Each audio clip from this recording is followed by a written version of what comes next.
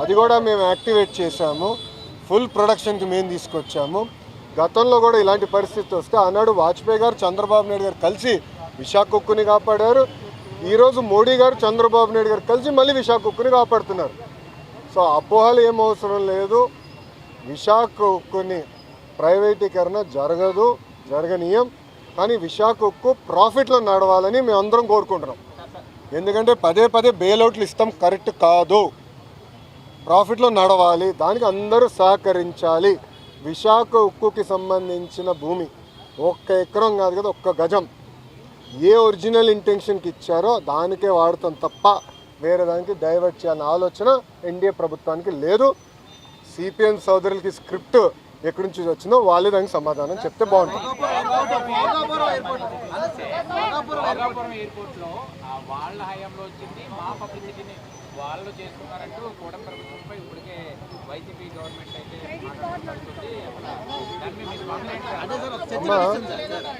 ఒక మాట చెప్పాలి, క్రెడిట్ కోసం మేము ఇక్కడ ఎవరు పోరాడట్లేదు. పని చేసేదానికి ప్రజలకి పెద్ద ఎత్తున ఉద్యోగాలు ఉపాధి కల్పించడానికి మేము అహర్నిశలు కష్టపడుతున్నాము. దయచేసి అది గుర్తుపెట్టుకోండి. ఇదే జగన్మోహన్ రెడ్డి గారు ఆనాడు ఏం చెప్పారు? ఎర్ర బస్సు రాని ఊరికి ఎయిర్పోర్ట్ అవసరమా అని చెప్పారా లేదా? వీడియో మీరు చూసారా లేదా? మళ్ళీ ఇప్పుడు ఆయన వచ్చి అన్ని మాటలు మాడితే ఎంతవరకు న్యాయం? నంబర్ 1.